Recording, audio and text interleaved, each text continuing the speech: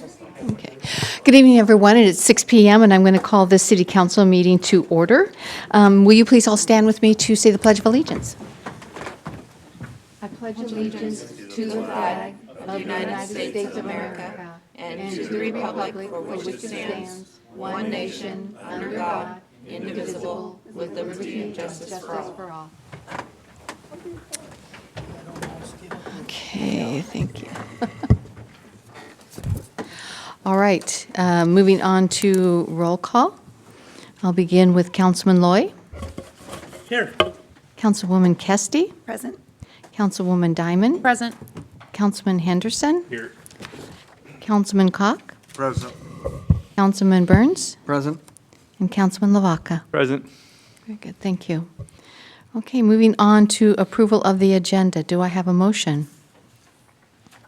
Madam Mayor, I'll make the motion. Thank you. I'll second that, Madam Mayor. Thank you. So I have a motion by Councilman Burns, seconded by Councilman Lavaca. Any discussion? All those in favor signify by saying aye. Aye. Opposed, same sign. Motion carries. Approval of the consent agenda. Do I have a motion? Madam Mayor, if I may pull item 3 from the consent agenda, the FHWA, Okay. and so- just for some discussion. Okay. Why don't we do that first before we move on? Charlie, are you able to do that? Perhaps. Mark just walked out of the room. He's right Here here. he comes. All Okay. right. Mark, we're going to talk about FHWA up front here.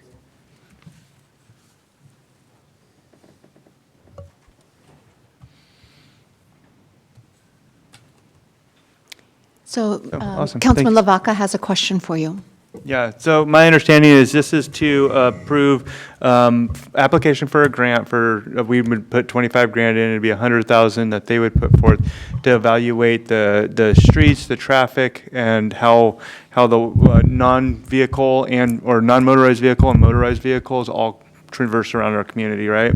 That's correct. That's awesome. So I just wanted to, because it goes into consent agenda, not everybody reads the packets, but I know that people do watch the videos.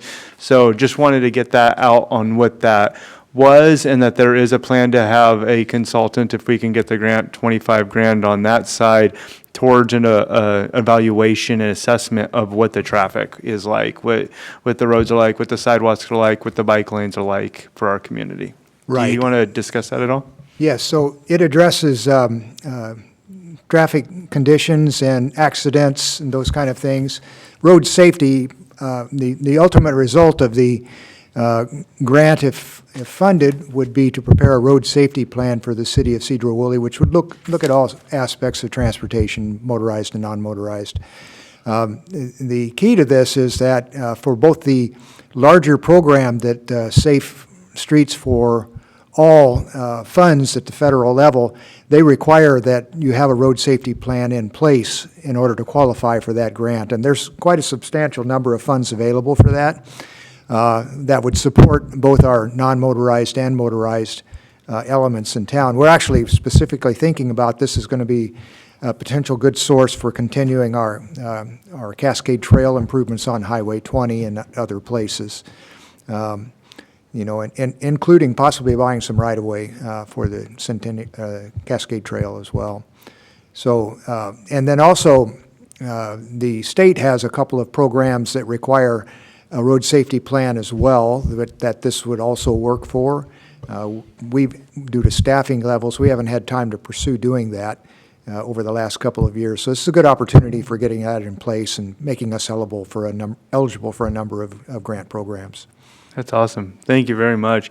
Yeah, a couple of things that I've heard lately in their community is about traffic. Actually, people have asked me about the buildings that are going up and the increase in traffic, and are we aware of it? And I'm like, yeah, I think people are aware of it. So it's great to hear that, and thank you very much. You're so welcome. that's all I had, Madam Mayor.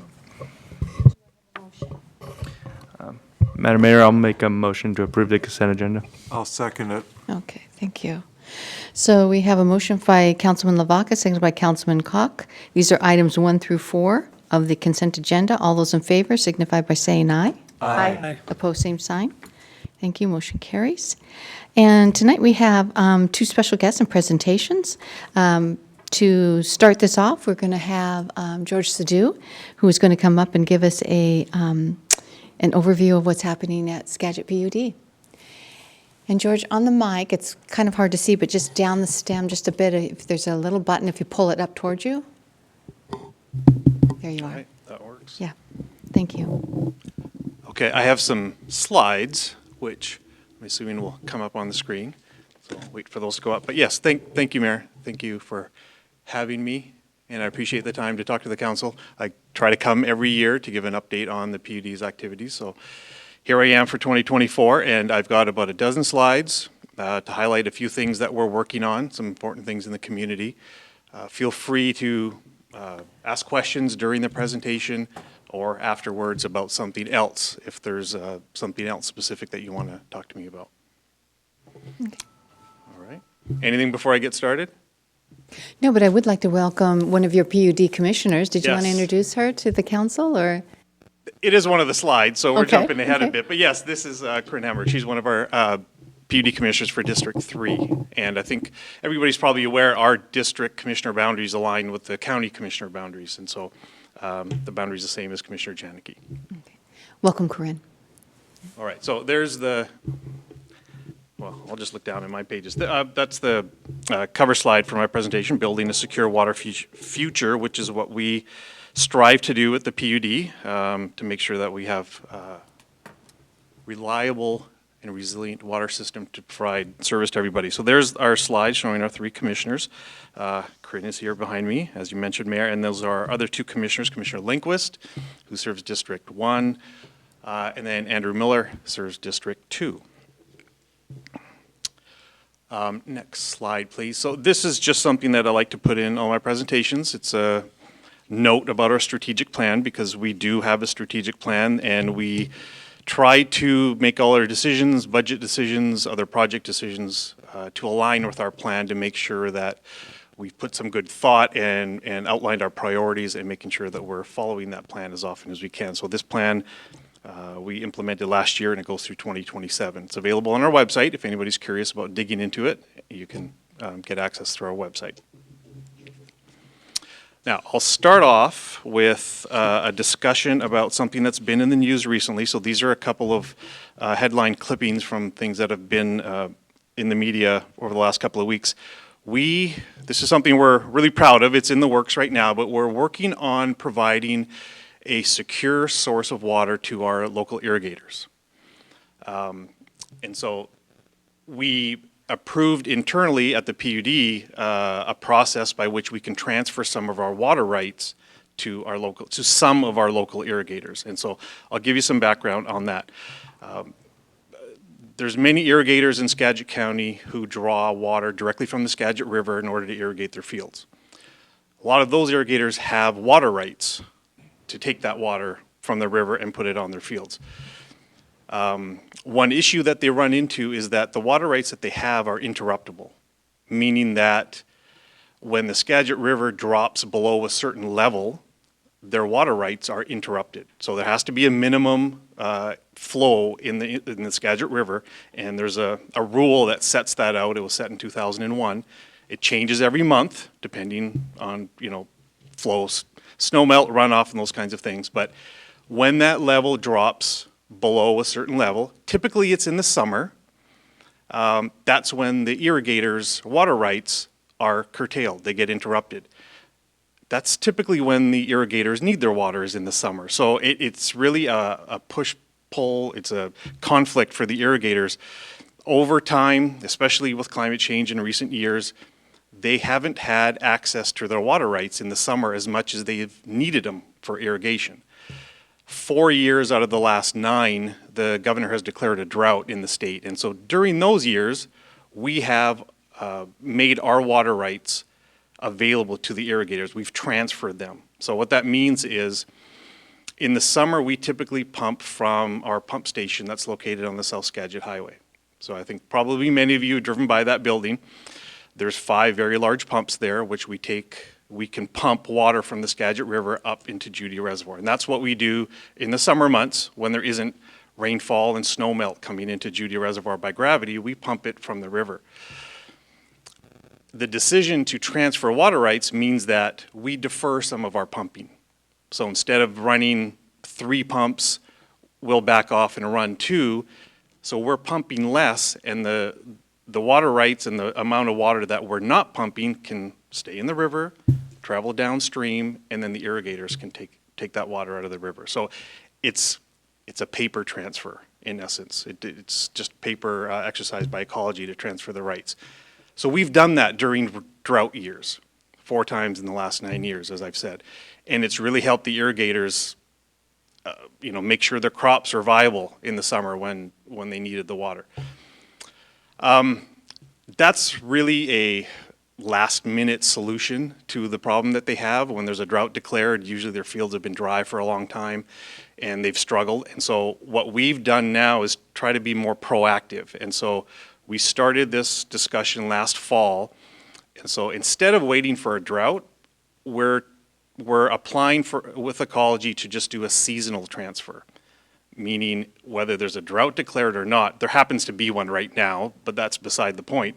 Even if there wasn't, we submitted paperwork to do a water right transfer to the irrigators so that they have a secure, a reliable source if the river drops. So theoretically, this summer, if the river's above the minimum flow in the river, they can use their water rights because that's when they're allowed to use them. If the river happens to drop, they can continue pumping. They don't have to stop. It's just they'll be using our rights at that time.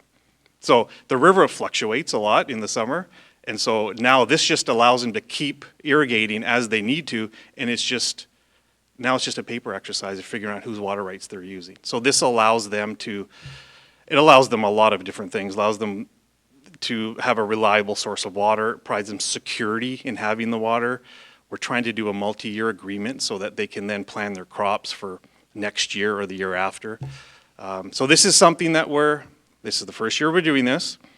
The paperwork has been submitted to ecology, and it's in the public comment period right now. We're expecting a decision later this month, but if everything goes as we expect, by the end of the month, starting June, this transfer should be in place, and these irrigators that we're making this agreement with will be able to irrigate securely, and it releases all that stress off of them to not be able to have the water when they need it. So I'll talk specifically. This is the map that shows the 2 districts that we're working with right now. They're down on Fur Island districts. They're irrigation districts 15 and 22. The triangles are where they typically take water from the river. So they have pumps in place. They have diversions in place on the river. So they don't have to build anything new. We're just deferring our pumping, allowing that water to stay in the river, and they can pull it out where they have their diversions in place. From there, they irrigate a variety of different ways. They fill ditches, they do subsurface irrigation. There's a lot of different ways that the different individual farms get the water. These are just the districts taking the water from the river, and that's the water that we're trying to provide for them. So it's not specific to Sedro-Woolley, it's not specific to any city. This is a county-wide initiative that the board and I and our staff have been working on for a long time, and it's big. It's big for our community. Agriculture is really important to our community. It provides jobs. It's good for the economy. There's a lot of important reasons to do this, and we have the water rights. We have the resources to make this successful. So we're trying to do this. This is a pilot program. We're going to do it this year. We're going to evaluate it this winter, and hopefully we can continue to do it in future years. It does not mean that every single person that irrigates in the county is eligible to do this. You have to meet criteria from Department of Ecology in order to be able to do this. Obviously, we pump directly from the Skagit River. Anybody that accepts a transfer has to have their water right also on the Skagit River. It has to be like for like. You can't be 2 miles off of the river and not have hydraulic connectivity to the river. It has to be the same water that we're not pumping that somebody else can pump. That's a lot of information. I could talk about this for an hour. If you had questions, I could go into a lot more detail, but I'm just trying to summarize it for you. I just wanted to let you know it's a big thing. I'm hoping when we get Ecology's decision by the end of this month, it'll go smoothly. Most people won't notice a difference at all. The people that irrigate and have farms will notice a big difference, and we're really looking forward to that. I think it's a great idea, great program, and I agree with you. It not only works to help the farmers have successful crops and work the economy, but it's beneficial to us as individuals too, who purchase a lot of those products from the farmers, so. Yeah.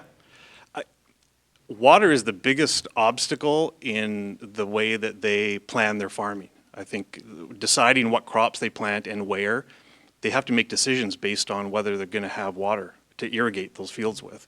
And so having an agreement like this, I think will allow them to grow more valuable crops. So you might see things that typically don't get planted here. They'll have the ability to do that. So it'll work well on a lot of different, for a lot of different reasons. Probably some that we don't even realize now.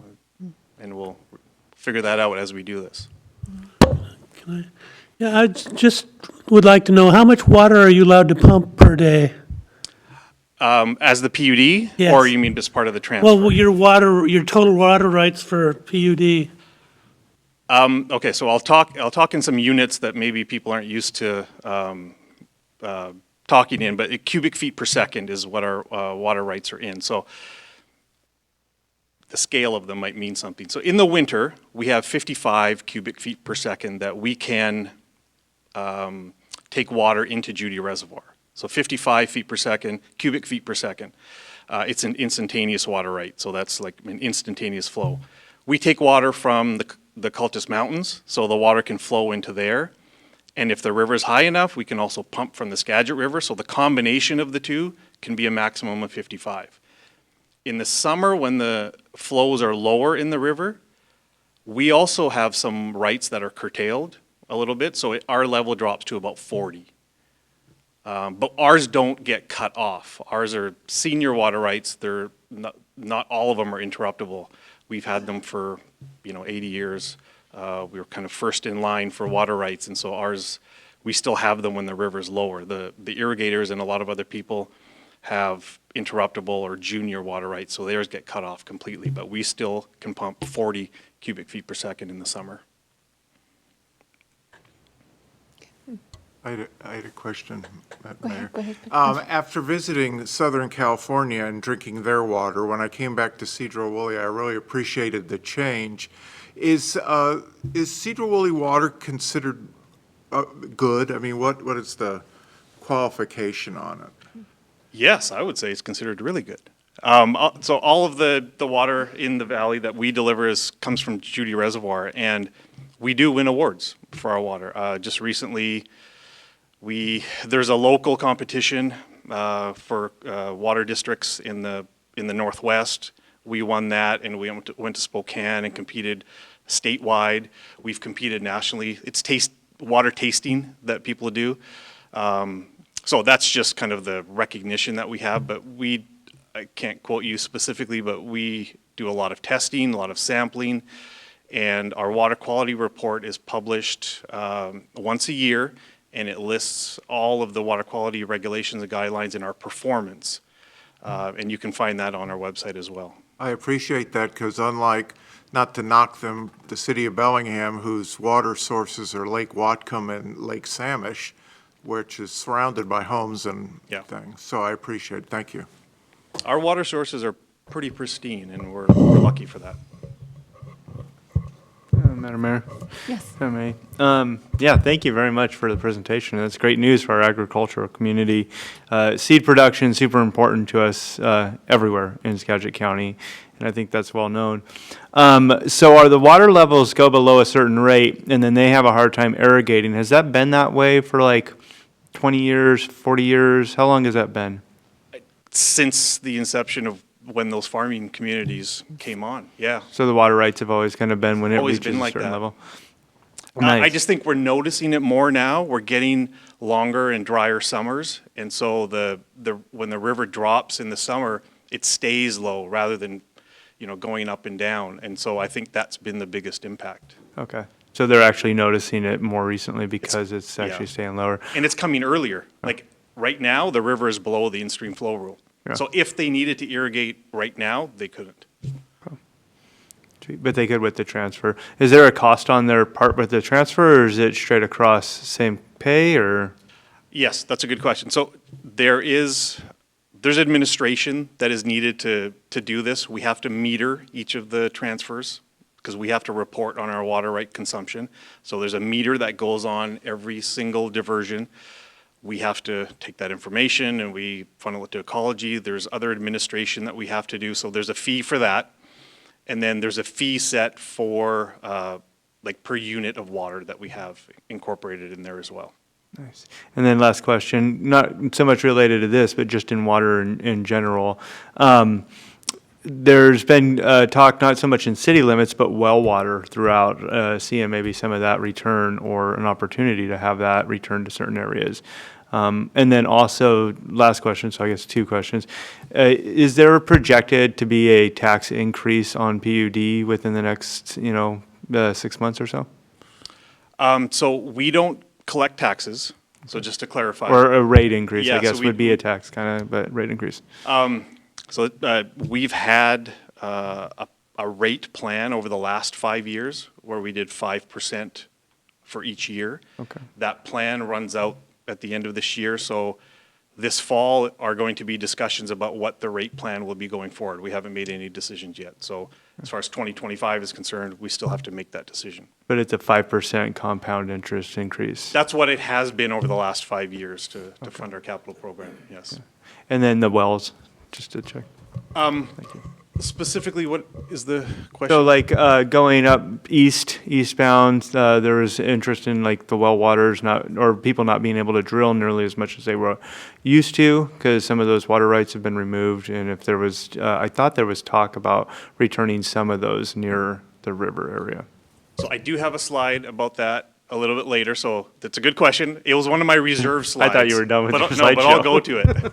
I'll get there. No, this is a really big thing, and it's not the end of my presentation. I can stop here if you like, that's fine, but I got a couple of other things to talk about. Well, that's one of them. But before I move on, unless there's any other questions about this. Specifically, yeah. Yes, go ahead. And we all appreciate you coming in here and giving this presentation. We had you before when you were talking about the fire hydrants, and that was Yes. a really good thing. But specifically pertaining to river flow rates and between summer and winter time, we had Will Honea came in a few weeks ago. He's one of the attorneys for the county, talking about hard storage at Ross Lake. I think it was 200 acre feet of hard storage that we have now for to mitigate flooding issues during the fall and winter time. Have you guys, the PUD, had any discussions with Seattle City Light about increasing the river flow during the summertime so it doesn't make you have to, so there's more water? Yeah. So the rights don't get interrupted? That hasn't been a concern of ours over our recent history. But yes, if we do these transfers and if we do more of them going forward, I've already talked to PSE once, and so yeah, we're going to need to be involved in those conversations to make sure that if there's a way that they can adjust when they release water and when they don't, we'd like to have an influence on that because we're going to need to plan ahead on making sure Judy Reservoir is full in the spring. And yeah, we'll have to figure that out, but that's going to have to be one of our activities going forward. You know, we haven't typically done it though, but I'll have to do it now. It's public record now, so. All right, should we move on? The next slide is about hydrants. So just an update on this. This is an agreement that we signed a couple of years ago. And it was a maintenance agreement. So the PUD now owns and maintains all the hydrants within the city. And this is just an update. We are in our second year. And So we do 20% of the hydrants each year, and the way they do it is in the spring, they go and do the operations, make sure it flows, make sure the hydrant works. And they've done that this year for the second year, and they return in the summer to pressure wash and paint them. So we've done that full cycle last year, and we're midway through that cycle for this year. And we'll do it, 20% every year, so that every hydrant gets looked at every 5 years to make sure that they flow when your fire trucks roll up to them. That's the goal. So that's going well. I'll touch on a big project that we had. One of the reasons for our 5% rate increase over the last 5 years was this big transmission line project that we had going from Judy Reservoir to the city of Mount Vernon. It was to replace our 60-year-old transmission line. I've talked about this a couple of times. I think it's been a long project. We are done with it now. It's 5 miles of 36-inch diameter steel pipe on that yellow and red dashed line. This is the, we can go to the next one. This is was the most challenging part of this project. This is right along College Way, down at the east end of College Way in Mount Vernon, where we went under the Nookachamps Creek rather than digging through it. So it was a horizontal directional drill, and we needed multiple cranes to lift that pipe up and pull it under the river. It took us 2 times to do it, or the contractor took him 2 times to do it, but it's through. And everything's hooked up, everything's connected, and it's in service. And so, it's serving everybody well. It's got a lot more capacity, and it's designed a lot better for access and for maintenance as well. So that's done. So that was one important piece of it. The second important piece is on the next slide. We partnered with Skagit County and on the Centennial Trail. So part of our pipeline goes on the railroad grade for the Centennial Trail. And there's one part of it that goes over one of the forks of the Nookachamps. And to maintain continuity for the trail, there's a bridge. So the county participated in the project. They funded the cost for the bridge. Our pipeline, as you can see in the top right-hand corner, goes underneath that bridge deck. But it allows the Centennial Trail to continue, and now, because of our pipeline project, it continues all the way up, and now basically it ends in Clear Lake. So it just needs to get across the river now to get it into Sedro-Woolley so that it can continue. But this was a big part of it, and this worked out well also. One other thing that I'll mention before I get on to the well question.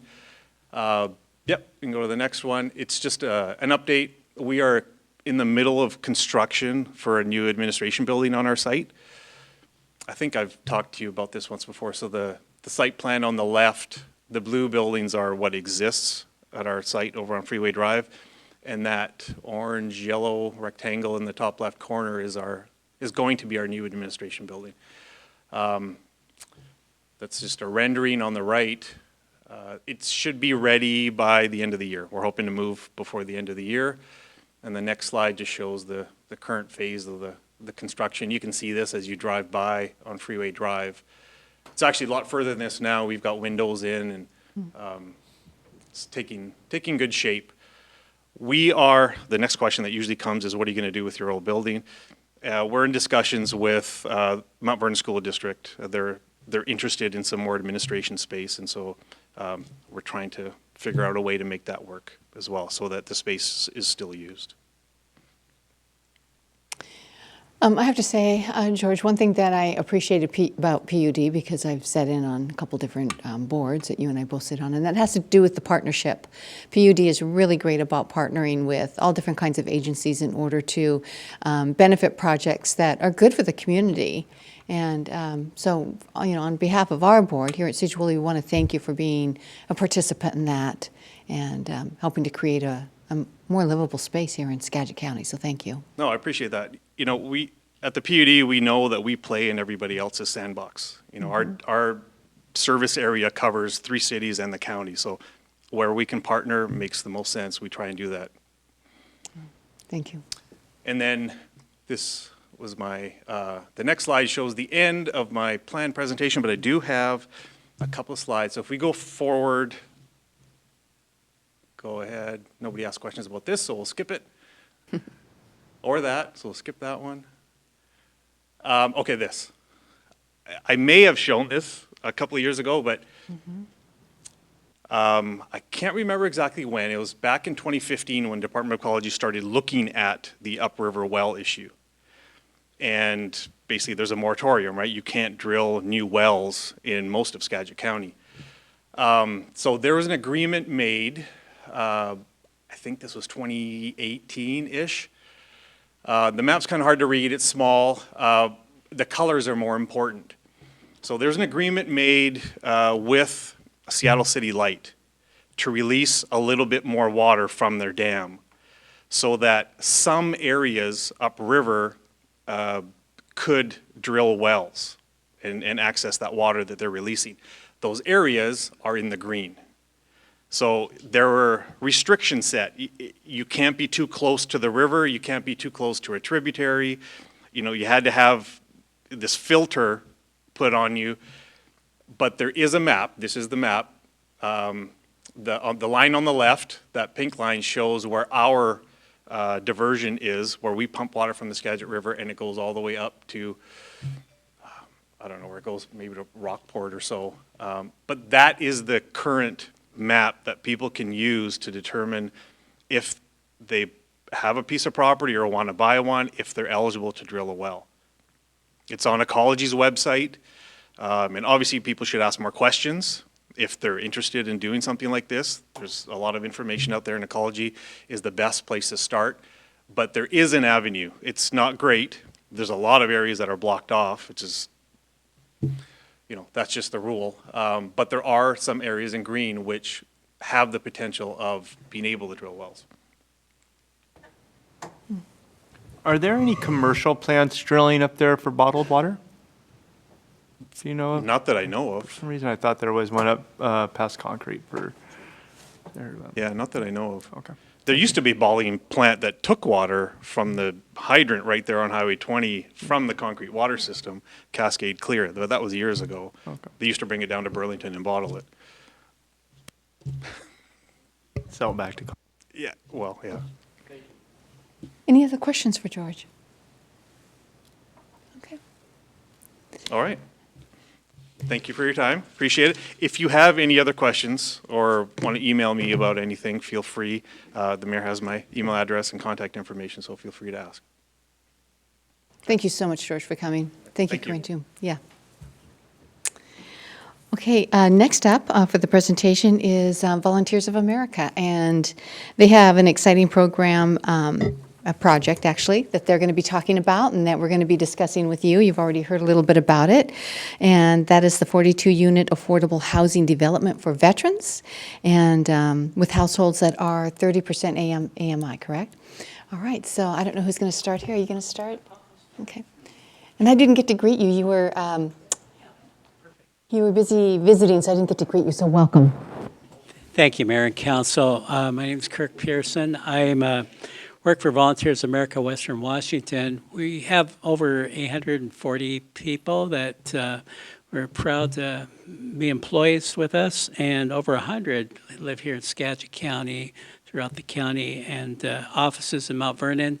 We're very excited that we have coordinated entry. We were awarded that contract this year, so a lot going on. And wanted to come and talk to you about housing and ask for your assistance. And we're, as members of North Star, we have, and also the Skagit Housing Consortium, Skagit County is in the level of vacancy rate for homes is like on the I think the bottom of the state. I think Bill Henkel of Community Action, he had some good statistics about that.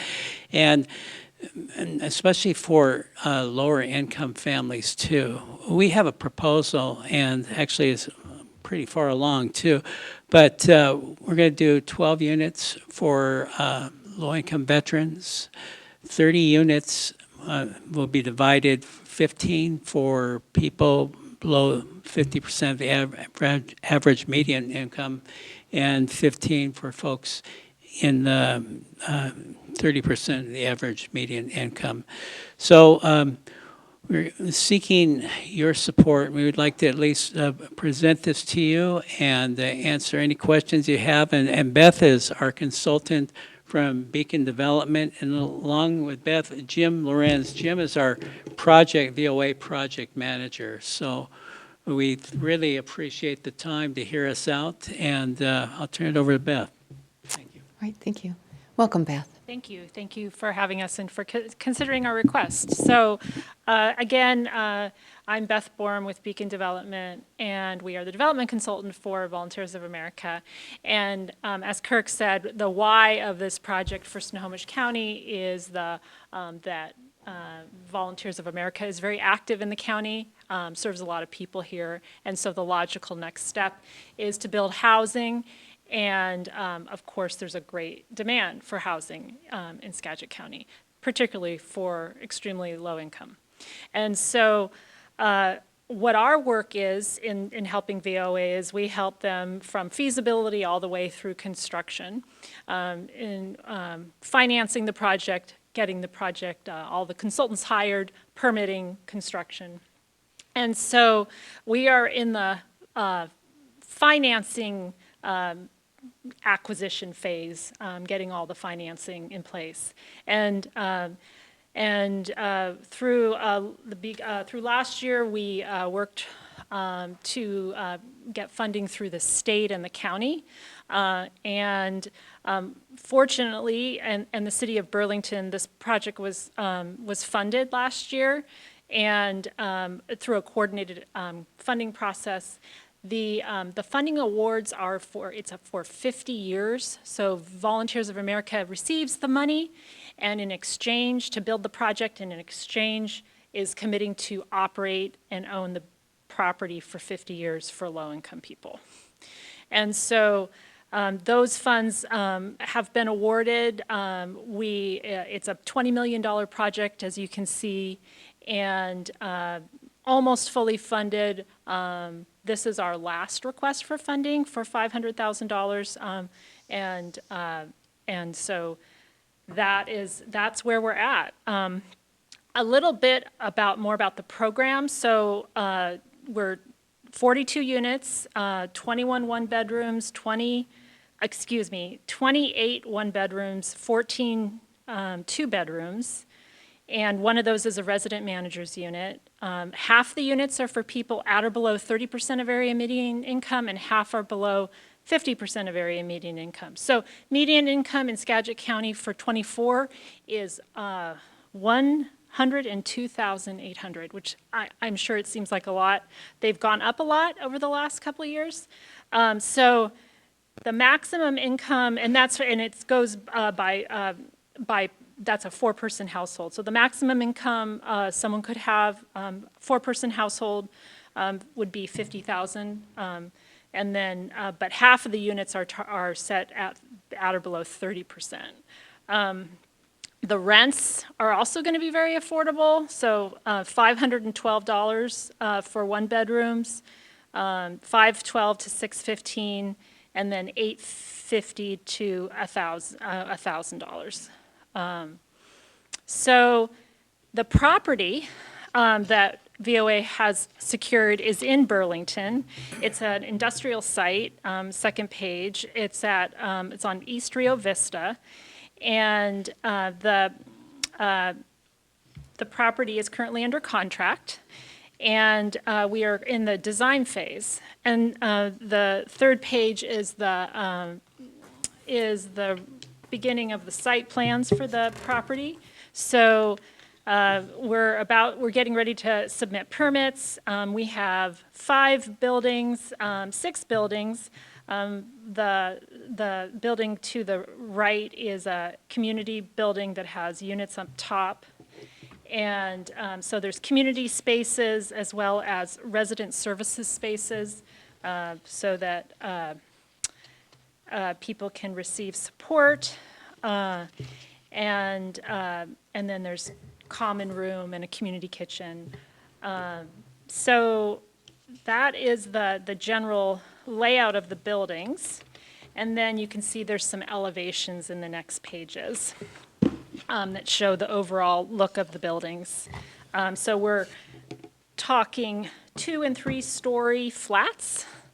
And there are, Jim, is there 6 units per building now? Is that right? 8? 8, yes. And because this property will be in place for years to come and it's using government funds, there are established design standards with the funding, so high-quality materials, durable materials. This is going to be a really nice project. I think, that covers the bulk of it, and I imagine there's going to might be questions, so I think I'll stop there. Any Any questions? questions? Go ahead. I have a question. Yes. So there's about 8 units for 5 buildings, and then the 2 units on the other building. How are you going to pull $420,000 a year on the gross rents? And it goes up to your $556,000 if the rents are $560 to $815 on average. Oh, good question. So there's actually 12 units that have project-based Section 8 through the Housing Authority. And when you have Section 8 attached to a unit, it allows, it's a higher rent. So you'll see the middle column, 30% VA VASH. The rent on those units is $1,200, so there's a subsidy, and that helps support the rental income. Yeah. Doesn't that still, even with the 12, wouldn't that bring you to like 360,000 roughly? So if you look down on the bottom, the total gross rents Yeah. for year 1 is $421. So, I'm happy to share the math with you, but I don't have it, Oh, I'm pretty that's all sure right. I was that's just right. curious. Yeah. So this is part of what we do. We have to make sure that the operations are sustainable. I think it's, what I'm looking at is the 30%, but you got the 30% VVOsh is actually a higher rent, that's that middle column, and so it can go up to 15 for the 2-bedroom, I believe, and then the 50%. For some of the 2 bedrooms. And then we also have 50% rents. See, so it's all those. It's the 30 and, yeah. And so is that available to anybody or If veteran? you're below the area median income. Okay. Yeah, Thank you. yeah. And, yes. Okay, yes, go ahead. How is this divided amongst the different cities that are potentially giving money? Are certain allotted from Sedro-Woolley, Burlington? How are you guys deciding? It will be a first come, first served, so people are eligible who live anywhere.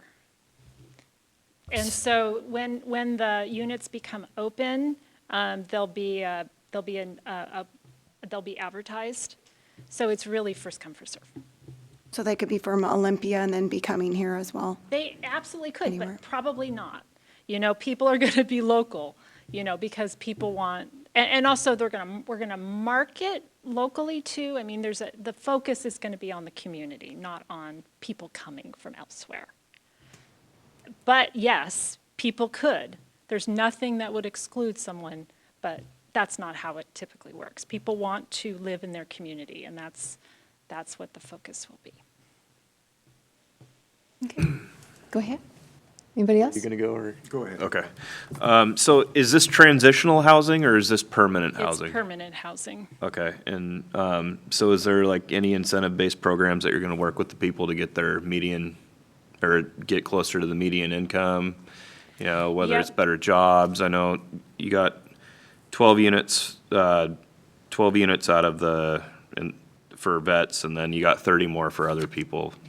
It'll be a mix. I think that the goal really is to bring stability to people's lives, and people will transition and leave naturally once they get stability. And there will be resident services, and so people's incomes will hopefully go up. Of course, you can't control what people actually do, but the whole goal is stability and support, so that people can, have quality of life and however that looks for them. Okay, and next question, what are your other funding sources besides what you're asking from the city? Because it looks like About a $20 million project. Yes. So there is funding from the state. The State Department of Commerce are those first two funding sources. Home is a federal funding source. Housing Trust Fund is a state funding source. City of Burlington 1590 funds. Skagit County Home Funds. Commerce also has another funding source for infrastructure, so this project received that. And then, yeah, so those are the funding sources. All right, Councilman Cock? Yes, first of all, I'd like to give a shout out to Volunteers of America. You do some wonderful work with some of our most vulnerable citizens, so thank you for that. My question is, along those lines, will there be, especially for the veterans, but for anybody, will there be any kind of trying to get some people with disabilities in there? Because the housing for them, I know, has always been difficult. I think many of the veterans will probably be people with disabilities, and because these rents are so low. I mean, I should let you speak to this, though. Yeah, yeah. Thank you, and thank you for your kind words of our service. Where we're located at, it's right off of East Rio Vista. Across the street, there's a church and Helping Hands Food Bank. They do have a food pantry there, and I've talked to Rebecca about it, and we've notified SCAT, and it's right along the bus route too. So that's our intention, and kind of the community room too. That would be, we're kind of looking at potentially doing some type of, community-based services and everything.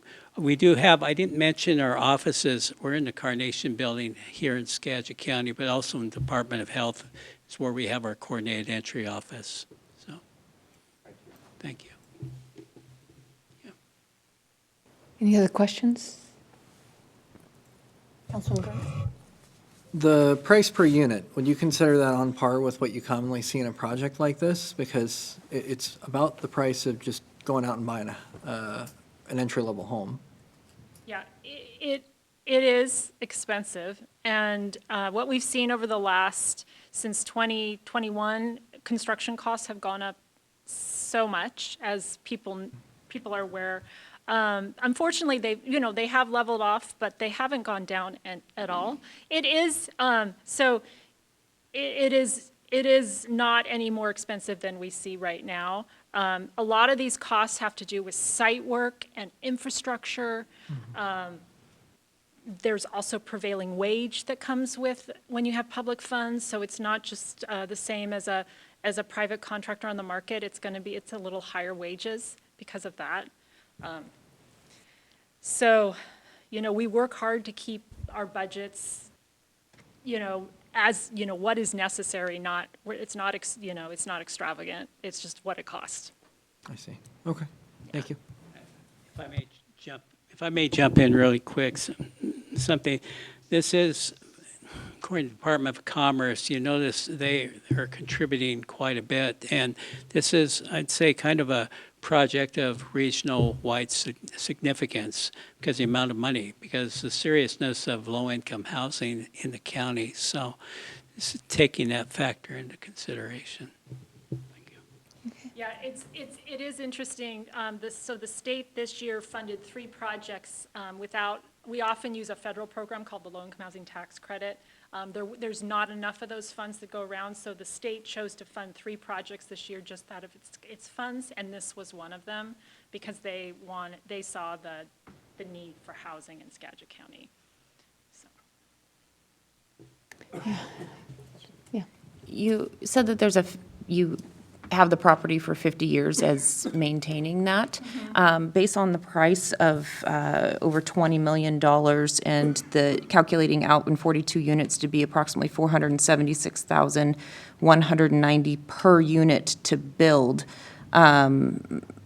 if you went strictly off the $512 per month, you're looking at 77 years to pay itself off. Obviously, there's Section 8 and other things that are coming off of this. At what point or at what year has it estimated to actually pay itself off? And in those 50 years, who then takes over that lease and maintenance? So the Volunteers of America actually purchases the property, so it's theirs beyond 50 years. The 50 years is just the minimum that they must operate it as affordable. So in 50 years, the VOA may have to sell the property to repay the loans. Up until then, they're deferred. So you get the resource for that period of time. Likely, what would happen is that VOA would refinance and do something else to continue the affordability. Okay. Thank you. Yes, go ahead. Thank you very much, Madam Mayor. I was just wondering about we all understand the pressing need for low-income housing, and 42 units is a lot, but it does seem like a relatively small amount for the need, and the need for the state building just 3 projects. Where does that leave us with the low-income housing challenge that the state currently faces? Yeah, that's a great question. So the 3 projects were just state funded. So actually, the Housing Trust Fund, I wish I had the number, they supported around 30 projects this last year. So it was $183 million, and that leveraged lots of federal funding as well. So there was many more units that were created or funded this year.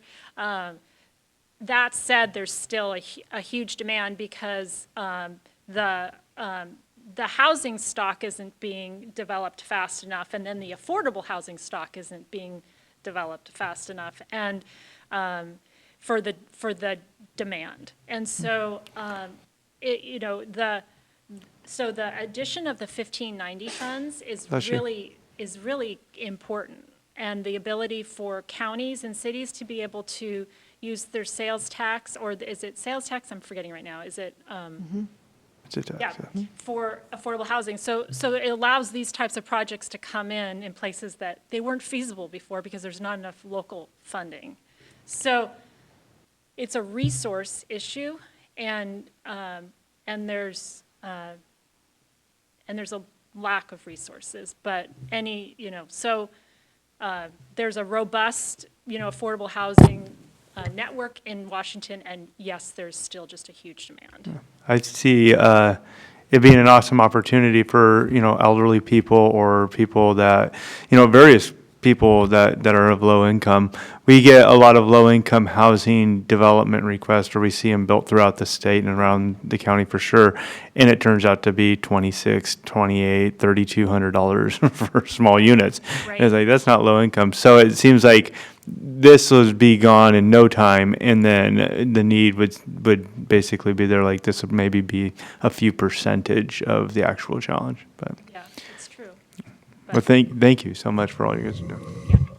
Councilman Burns? I realized I could look at this 2 different ways. I could look at it the total cost per unit, but considering that the state only did 3 projects this year, if I remove their funds and just look at local funds, I understand it all comes from us generalized, but just local funds, we'd be looking at $133,000 roughly per unit, and that's a pretty good buy for us to be able to get more housing for low-income residents. So I could definitely see the impact of that. Is there any reason to believe that future years, I know they do biannual budgets, but is there more coming down the pipeline from the state, or are we likely to see a famine? No, yes. So this supplemental year, they gave all their money away, so there's not much. But typically, the biennium is about $250 million for affordable housing through the Housing Trust Fund. Okay. It's gone back up at the last couple of years, so Still big commitment. Yeah. Not that much for the whole state, though, is No, where we're at. yeah. Okay. All right, Councilman Loy? Yeah, I've got one. I've seen a lot of projects in my travels around the country, and so many of them have gone downhill so fast. What concerns have been put into taking care of the future of this place and keeping it a nice neighbor? Well, I think, one aspect of that is, we have a replacement reserve, capitalized replacement reserve. The state requires that you you start out with some capital funds that you set aside for replacements, and then Volunteers of America is required to supplement that every year to maintain the building for capital improvements. I think the other thing that's important here is that you have a nonprofit who's dedicated to providing quality service and programs. And so it's Volunteers of America who's gonna, it's their reputation and they're gonna maintain it. I mean, A very good question. We have, one of our programs we run in Skagit County is dispute resolution. So we do a lot of mediation and with people that are struggling in all sorts of ways. But that and having a resident person and that, and also we take good care of our stuff. And we're a nonprofit, and there's very small margins with nonprofits, and this is quite an opportunity. There's a long story with this because we did have another piece of property that we were originally going to build, and the veterans in Burlington were going to give us the American Legion Hall, but when it was too small, it didn't pencil out because of the fire marshal, because they had to turn, you have to have enough egress to turn the fire truck around, so it didn't work. But we made a commitment to the veterans that we really wanted to help them out, and along came this piece of property, and one of our board members, some of you might know Mark Hulst, and Mark knew a piece of property and he helped us find it. We were able to secure it. So it's our intention to be a good neighbor and work with the communities, and we're happy to be here in Skagit County and being your neighbor, and we're just grateful that you're considering it and bringing forth great questions. So. Yes, go ahead. Does Volunteers of America have any restrictions in regards to the behaviors of their residents? For example, there are other nonprofits that do provide some housing and other opportunities, and they actually restrict the use of drugs and alcohol.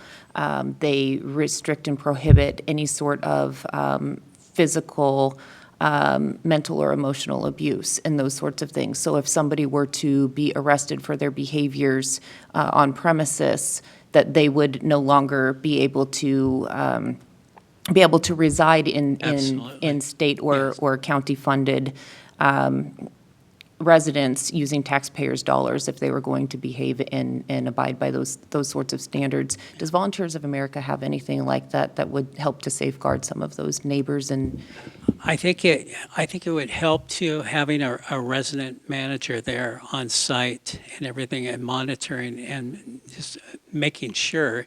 And you could tell easily because of amount of calls that go to local law enforcement. But yeah, we take it very seriously. This is the public trust that's giving us money, and I do know of, I read the paper, other nonprofits that have done housing where the people are cooking meth, and you hear about stories like that. So we do have a very strict plan that we want to adhere to, especially getting into this. This is our first major housing project, and we want it to go well, and we want it to help and target the people that really want to be helped. So that's what we're looking at. Thank you. Okay. All right. I And may guess I- there's, Thank you. is there Yeah. one other question, or? No, just thank you for Yeah. coming out. Yeah, yeah. As your former senator, it feels great to be back up here, and I thank you all. It's great. We appreciate you looking at this. Thank you so much. Thank you. Thank you for taking the time and driving up from Seattle to be here. So I didn't know, Jim, if you wanted to add anything, or do you feel like it was covered? Okay, all right. Well, thank you again so much for coming. We appreciate it. Okay. And they do have a great mediation program, by the way. I know several people who have gone through it, so it is a good program. Okay, moving on then to, and I got my agenda here in front of me. City Administrator report. There we go. Charlie? Yes, thank you, Mayor Johnson. 3 brief items tonight. First couple on the Community Development Grant Program. I did get in touch with Cascade Fabrics, and they are working on revamping the budget for their project. So I anticipate that'll come back in June. Also, last week, I was asked about Tight Lies LLC business license, and I misspoke on that. What I remember accurately is that Tight Lies was fine the way that they're set up. But because they are a LLC that owns a building, they're not required by law to have a business license, and that's exactly how our guidance is set up. It's businesses must have a business license if they're required by law.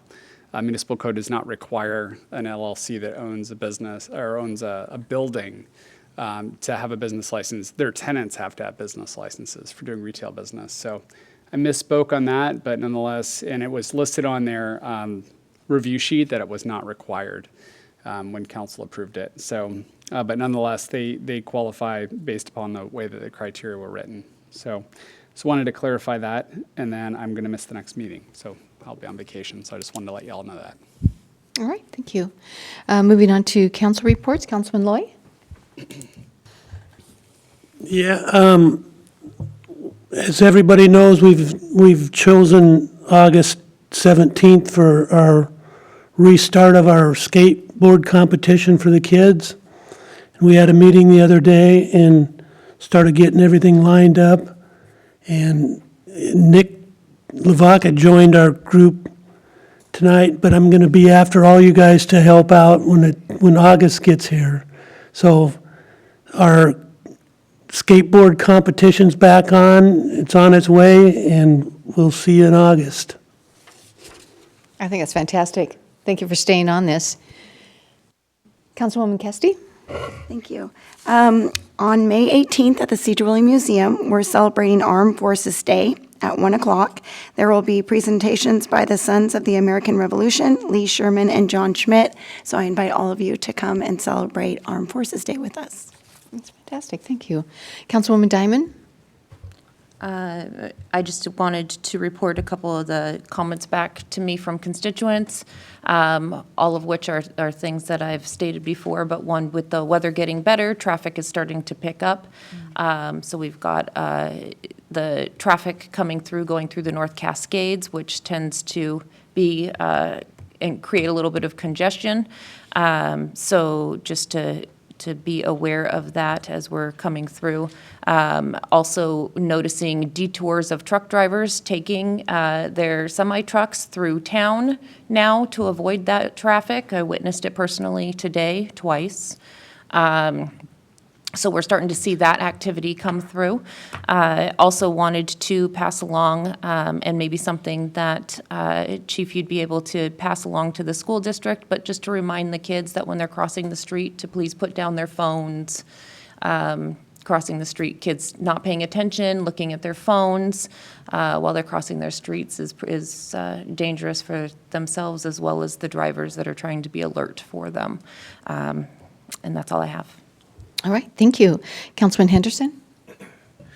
We're going to continue to stay vigilant on our efforts in the Public Works Committee to take our information from traffic studies that we have coming up for crossings on Township. And we're looking forward to getting some of that grant funding back for doing the handicap ramps going across. So we're excited about that.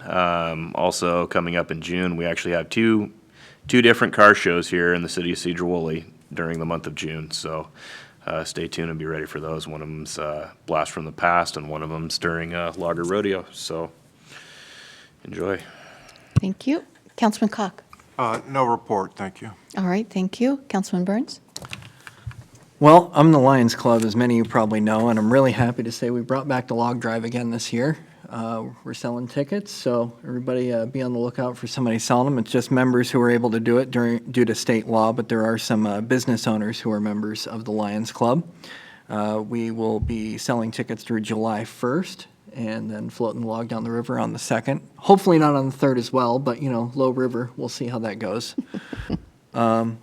The other thing I wanted to kind of ask the council a question.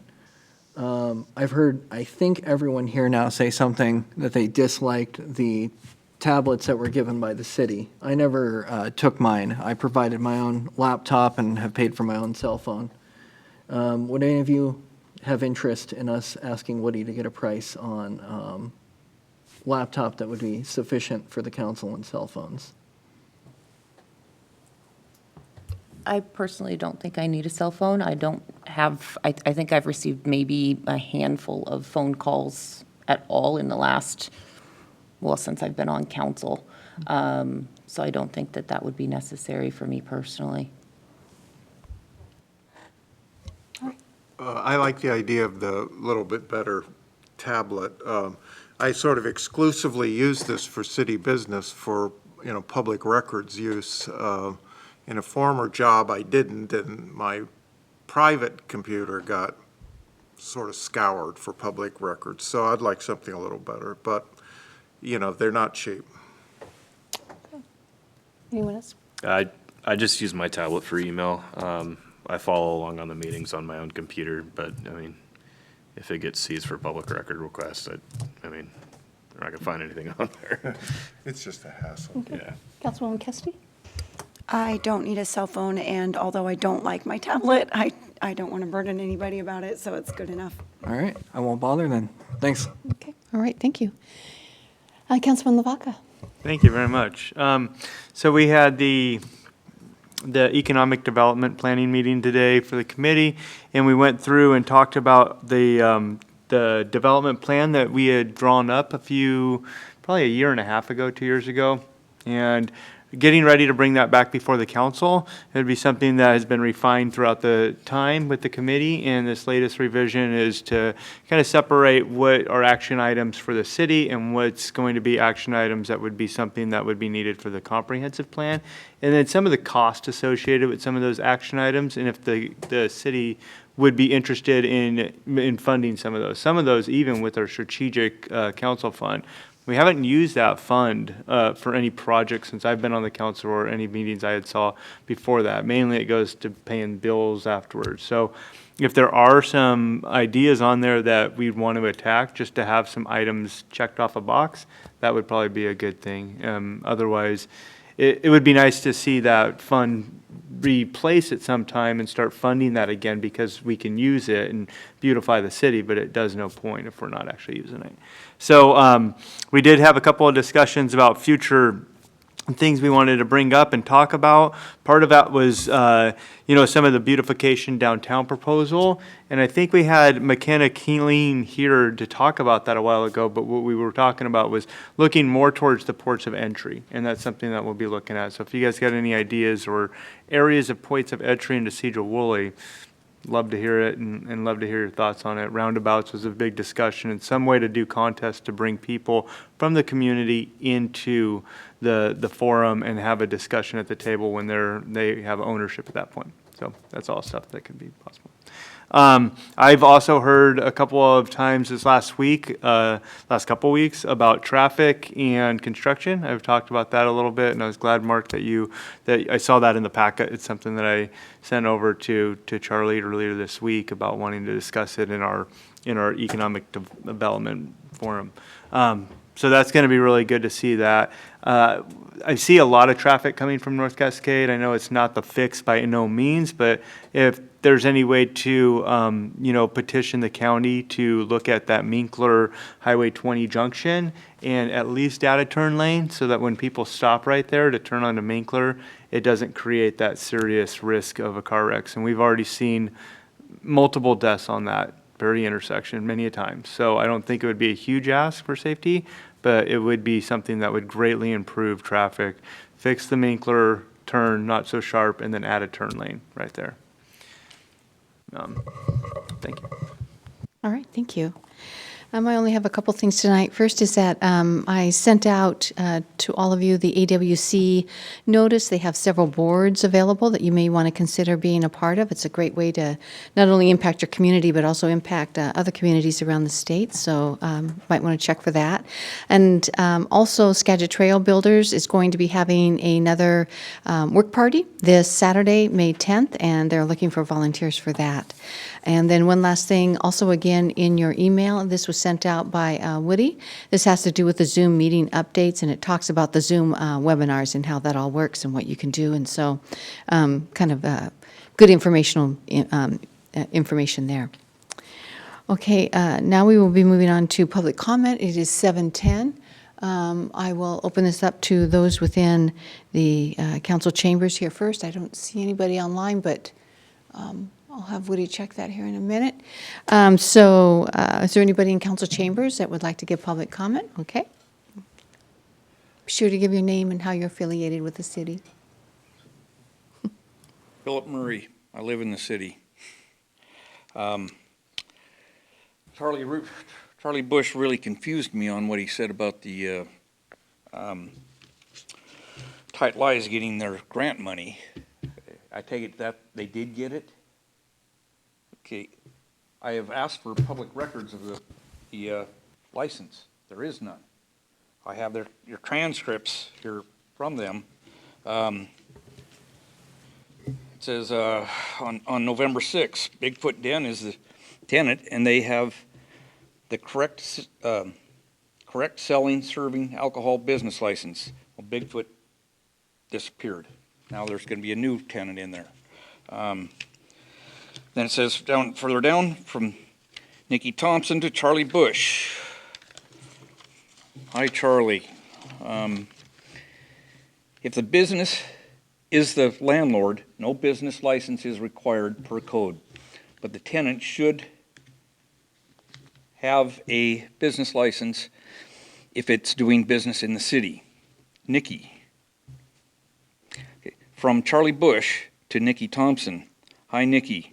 Please see attached from Karina. As I understand it, they are the landlord. They own the building, formerly known as the Woolley Market. They recently got a new tenant in there.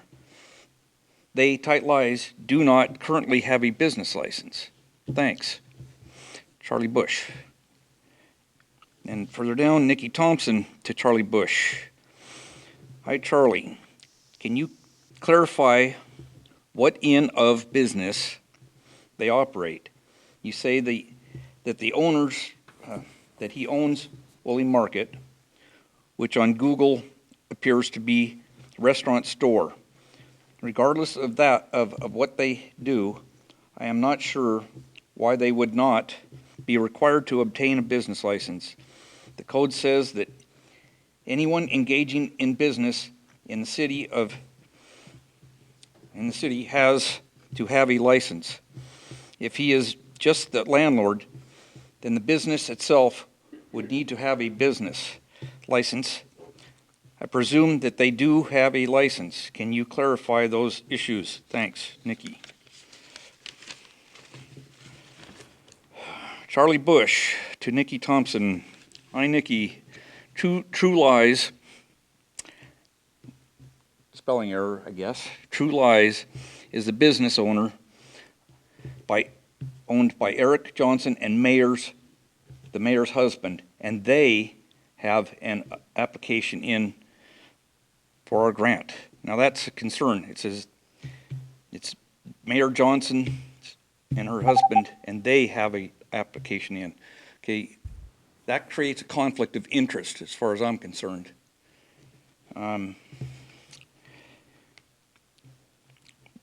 Which requires a business license if it is required. We've given other businesses until we get to the council to get an appropriate license if needed. But I'm not unsure if they need one in this case. We are planning to take this project to council on 12/13 and would need to make that determination in the next few days. Thanks. Trina Wolf to Charlie Bush. They do not have a business license. They have an account with the Secretary of State, but not the DOR. This is one of the questions I was asking for clarification on from Nikki. Charlie Bush to Trina Wolf. Thank you, Trina. Does Tight Lies LLC have a business license? They own the Woolley Market, Charlie Bush. And that's the end of the public records that I could get from the city. But it sounds like they don't have a business license. They don't do anything for the public. They just own a building. And from what I understand, because I was trying to get involved in this and hand out the paperwork to people, the businesses, that if you own the building and don't have the business, you're not eligible, just the person that's running the business. And it was confusing to all of you too, and it's still confusing, and it's not right. It's a conflict of interest as far as I am concerned, and it needs to be addressed further. Thank you. I can address the they comment. I believe it's Bob Stiles is the business partner for Eric Johnson, and he was the applicant for this particular grant. So that was the reference to they in my email. It's correct that this particular business does not have a business license because it's not required by city code. As a building owner, a business that owns a building, they are not required to have a business license by city code. And City code states that every business needs to have a license in town. it does not. That's why the grant criteria are written in such a way that they indicate if that. way for the public. It is. Actually, it's right in the grant application. It mentions that a business license is necessary if it's required by law. Then why mention business license at all? Because many businesses are required to have business licenses, including many of the applicants that we received. This whole grant thing shouldn't have ever happened. And just for clarification, I did not apply. I am not a part of LLC. It's Bob Stiles who applied for the grant, and my husband is a partner with him. Yes. And you are That's- the mayor, and you are his, he is your husband. Yeah, well, And, I didn't vote for it. I didn't vote for it either. The council did. but you didn't disclose that. I think it was already well known. Well-known and disclosing are two different things. Well, that be said. Okay, moving on. We're going to go on to unfinished business, and this is, yes. Oh, yes, go ahead. Hey, Mike Anderson, Sedro-Woolley Citizen. I'm here to kind of kickstart, get the ball going again on the Cook Road, Janeke ball fields again. We used to have a bridge that went across on Hodgins, and I know Mark's going to be gone. I was hoping the next planner and Public Works Director would be here so they can hear this. But anyways, so we got the ball fields going. It was school district's land. Now it's Janeke Fields. And we put in a bridge there. Kevin used to work out on the fields, you know. Yeah, and that was a nice little bridge. People could walk. They could go to McDonald's and get something to eat while they're watching ball games. Then a few years later, this is like 25 years ago, Explorer Scouts came in and rebuilt it and put in a better one. And it was good for everybody that lived that way and going to the highway to get things. And then it got torn down a few years ago when Janekes were building that big 9-story or 5-story. And I think it that way. And now I want it to come back. And they keep saying, well, now they're going to build another 5-story. And right where you could put that bridge. We can either build it or, you know, it was kind of nice I can hear crowds cheering and I want to go over there and watch a game and I got to drive over and I want a walkable community. And so I'm here to kind of, maybe we can get it going. Now, there's cost, but last time I looked, I walked by the new little sign that Janekes are going to build, 135 units. That would be 135 park impact fees maybe? I don't know how that works. And then they built the other 5-story, that probably generated 135 park impact. And then BYK's built 4 stories. And then you got the hotel that's going in. I don't know if they pay park impact fees or what. And you got Faux, Cascade Pizza, Laura's, McDonald's, the food place there, the Skagit burgers, all would benefit if we put that little bridge in that people between games could go out and walk over and get something to eat. And they all have to pay sales tax. So we make sales tax too.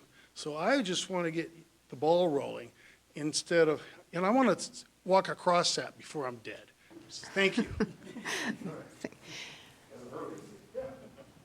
All right, so we all knew that was Mike Anderson. I don't know if he stated his name or not, but there we are. So I see you're on it, Mark. Well, it's a matter of timing, really. The design that we've seen from RJ for that building includes filling the pond and building a plaza and a connecting sidewalk to the new property.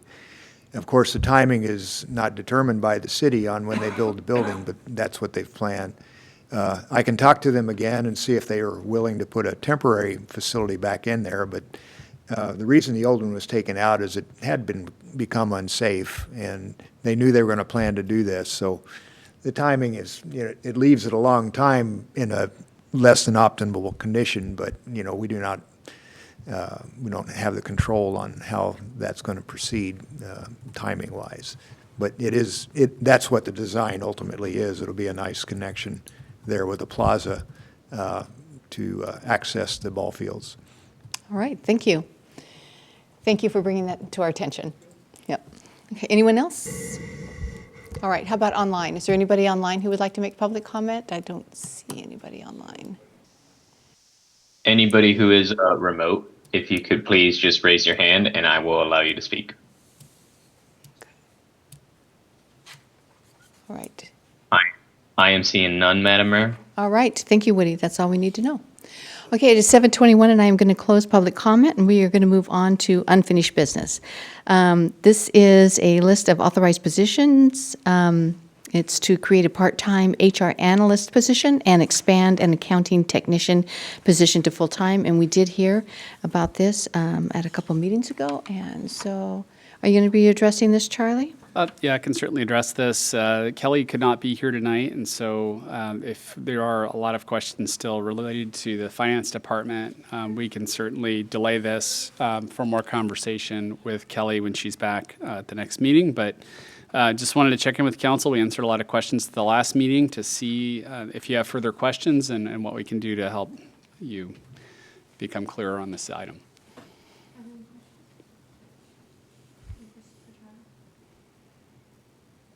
Are you looking for a motion tonight? Certainly, if the council is inclined to take action on this, Okay. We would love that. So what's the pleasure of the council? Madam Mayor, I'll make a motion to approve this. Okay. Is there a second? I'll second it. All right. So we have a motion by Councilman Burns and a second by Councilman Koch to approve the city's list of authorized positions to include a part-time HR analyst and to expand the accounting technician position from part-time to full-time. Absolutely, yep. If this happens, how much of this is taken from the current Janine's position, and how much is relieved from your position, Charlie? It's mostly Janine's position, if not entirely Janine's position. That's our real goal with this, is to get the union out of the confidential HR work. So she would no longer be handling civil service clerk duties or any of the HR duties. She'd be full-time payroll. So that's going to be primarily the lift off Janine. This position will be able to handle some higher level work than Janine's been handling. So there will be a few things that we can get this person into that will take some stuff off my plate as well, but it's primarily focused on Janine at this point. Any other questions? Yes? And since we've had one person doing what was advised to be a part-time part of her position, approximately 50%, we've gotten kind of mixed reviews of 30 to 50% of her position. What is her full, what is her full-time going to be looking like then if we're taking that away? So we're not looking to eliminate somebody that's been with the city for forever and doing a fantastic job as far as anybody would know. So, we want to keep our employees made to feel valued in that. If we're taking away a bunch of her current position, what is she going to be doing? She'll be doing a lot of payroll. That's a big part of, we actually have more need in payroll as well, and we haven't addressed that as much, but the city continues to grow. We took on payroll for volunteer firefighters as well in the last couple of years, so her role will expand more into payroll. And then the finance department in general has needs, and some of those get addressed by taking the half-time position to full-time for coverage, for a whole variety of things. Janine's a part of that team, but her availability is pretty limited to the team, so this will expand her availability and should help the entire team be able to function at a higher level. Who's currently doing all of the payroll then? She is doing the payroll. That's jammed in a half of her position. Okay. Yep, Kelly's supporting that as well. Madam Mayor? Yes. So with this one, you'd be getting another full-time FTE for finance. We'd Correct. Basically bringing that in. I know that they had some need, but I didn't hear that it was in our strategic planning or other previous discussions that it was more of a need than what we had in other areas. The PUD HR said that they have a part-time payroll and part-time HR, and that was not uncommon because payroll isn't full-time. We've grown for sure, but I don't think we've grown like, it would probably be more than double to constitute like that. So there can be definitely work. So Janine just doesn't want to do this, and we don't want to intertwine the two, I guess is the deal. Because all this time, it seems like it's been working pretty good. It's been really it's tight, stretched. but It's Yeah. very stretched. In fact, we're paying Janine a premium right now just because. So would it, because it was common in the industry for payroll to work with HR. It's common in industries, it's common in the cities. I mean, I would imagine like we do this, that part-time in a year, 2 years, 3 years gets bumped to a full-time, and then we end up bringing that part-time work back into payroll, and we end up with a full-time HR and a part-time payroll HR. Seems like that's probably what we'll end up with within the next few years. Maybe that's not planned or that's not spoken, but it does seem like that's the logical steps that would be entered into. Train the person that we hire on as part-time into the role, and then move them into full-time. Payroll's going to be a full-time job. It's growing that direction pretty quickly. So I don't see, I think we're passing a point at which we would see HR combined with payroll in the future. But payroll and HR work very closely together. So there's no doubt there's going to be a lot of synergy between those two roles. There's a growing payroll need. There's the need to get the HR function out of a union position. Those are two things we're trying to accommodate here. And then taking the halftime position in finance as well and going full-time with that will expand coverage there as well. So it's a big boost to finance. We have needs all over the city. This is addressing needs in that department pretty directly. I anticipate at some point, we'll continue to work HR. The council is very clear about the desire for us to work with consultants and try to figure that out. So we're going to be working through that process along with that halftime HR analyst if you support it. And just, I just want to remind the council too that we did have a part-time person in finance, and she has moved on. And so this seemed like a prime opportunity to bring on somebody who is full-time, given the workload. So, but you're looking for a part-time finance and then bringing Jean into full-time, where half her time was basically in HR. So that would be that full-time. We're not looking at hiring a full-time and bringing Jean up to a full-time, correct? Or is that 1.5 full FTEs that we're looking at? We're asking essentially for one, but it's split between a couple of different areas. Yeah, So so Janine right now is full-time, and half of her position's HR. That comes out, that goes to a new half-time position. Then we had another position that was half-time for finance, kind of a generalist position. And that person has left, so that's vacant right now. We have somebody filling in temporarily. That would go to full-time. So there's a half FTE gain in finance. Because HR moves out of finance, essentially you gain a half FTE of capacity there as well, and you're adding the HR So role in a different in place. essence, we'd see a 1.5 FTE introduced into finance because we're opening up Jean's half-time role into a full-time role. So that way she has the opportunity to service the needs within finance, because payroll, and I know there's a lot to payroll, but once you're on a system, adding in a few more employees isn't a full-time job. That's going to leave room for the window or various other accounting clerks, cross-training, things like that. But we're also bringing in a full-time.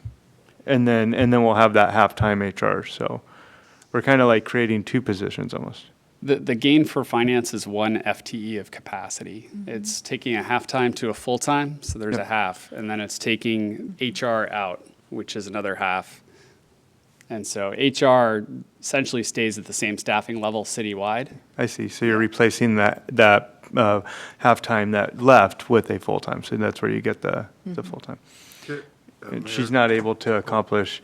I'm just trying to see, like, you know how I feel about the expanding too quickly in areas that might not be something that, if we can get Janine into full-time finance, wouldn't that open up a window in planning? Because I know that we need that. We have a backload of permits. We're already talking with consultants. We work with consultants. We hired on a planning director who's going to need to get his feet wet. It's going to take him time to get acclimated to the position. So but that's just one of those. There's other roles too that were needed.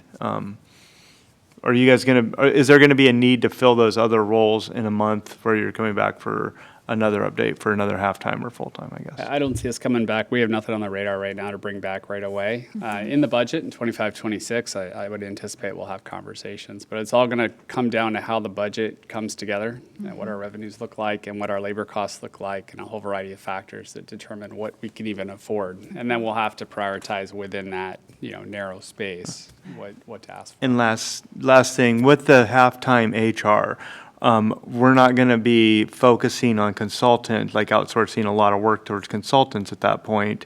I lean into consultants when needed. Obviously, they're costly, so I try to avoid it. But obviously, they do have a talent, and so they're good to have in your tool bag. But I wouldn't lean into them completely. We wouldn't be like just outsourcing everything to consultants. So. No, we couldn't afford to do that. I just for my own clarity, it sort of follows up on a couple other questions. The HR person, will they be helping the other city departments with recruitment and hiring? Because I know that's a pretty time-consuming thing across the city. Yes, the HR analyst position that we are looking to hire would be a higher skill level in HR than we have on staff currently. So I would anticipate that we will, with that skill set, get some assistance. Now their capacity, because they're half-time, is going to be stretched. So I think it's still going to come down to the basic priorities of the city for HR. And there's conversation, that we would have with you at some point about, looking at expanding that role. But it gives us a higher skill set, and that is a benefit to all of us. I had another question. Could you expand a little bit on how the problems caused by somebody in the union dealing with confidential stuff with the union? Yeah, it creates a number of issues. That person, and I'm not saying this is occurring at this point, but that person has access to information that is confidential in nature, that typically is not directly shared with the union, yet in some cases we're going to this person for help, in pulling files, in putting together information. And then there are things we can't talk with them about because we're engaged with the union in discussion. And you want your HR staff to be fully in the loop on kind of what's happening to the degree that you can share it. There are things we can't talk about because there's a conflict there, and that person can be put in a really tough spot if the union comes into them and starts asking them questions about something. They're a part of the union, they're a part of the city. Which hat are they wearing at that point?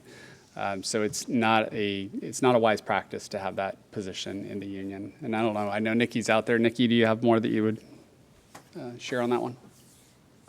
No, I think that is a very accurate set of statements. The reality is that we are in pretty much a constant state of negotiations with our various unions on various topics, right? Memorandums of understanding or the like, and you rely on your HR person to assist with those types of negotiations or projects and pulling information and helping you come up with an appropriate response to requests from the union, and they can't do that if they're in the union. It's a conflict. You also have situations where you've got a grievance from a union that you're working through, and the HR person is really important in helping you work through the grievance process, but they're also a member of the union that is the one filing the grievance. So it's just highly problematic. I have to say, I know you want to talk, Councilman Henderson. I'm sorry. I just want to say I went to Janine after we started really breaking this down, and I apologized to her because she is a part of the union, and yet we have her in HR, which means she cannot fully engage in the union, which is part of what she would want to be, what she would want to do, because that's where the changes happened and the raises happen. So for her protection and actually for her benefit, pulling her out of that is really what the city should have done a long time ago. But we're doing it now, and I think it's the wisest choice. Councilman Henderson. Yes, thank you, Mayor. I kind of feel like we're getting pulled in two different directions here. Like we're looking at two different solutions for the one problem based on HR that we were looking at through our whole study session. I'll be honest, I was surprised. I was fully expecting the part-time HR position, which is something that, we all kind of came to a conclusion on, but I was surprised to see an additional finance person put in. What I'd like to see is we decide whether or not we're going to hire this HR person. I'd like us to just figure that out, and then I'd like to take a look at what our additional capacity is within our HR department, freeing up one person completely, and doing a study based on if it's needed to pull one person in, or if it's not needed. And if it's not needed, great, and we can forecast that for future budgets into 27, 28 if we're looking at needing another person to process stuff in finance. I'd like to see these positions separated and looked at under two different lenses, because they do work hand in hand sometimes, but two different departments. That's just my 2 cents on it. Yeah, but I would just add that this is, a request to update the list of positions in the city. There is the opportunity to make a motion if the council's so inclined to update certain positions, not other positions. So it's not an all or nothing proposition. There are ways to splice it. The reason we brought it together as a package is the impacts on the finance department are coming from multiple directions. Kelly had a request at the council retreat for a half FTE. So this really combines Kelly's request for the half FTE with the discussion we had in HR. And I understand that may be pulling in different directions, but just wanted to point out that there are options to make motions to accomplish one or the other, or both. Just one more thing. I think Kelly's request to get that halftime FTE is going to be accomplished with Gene not being in HR. I kind of feel like we are just keep bringing it up until we get that HR, which is obviously if there's legal ramifications and we've got to do it.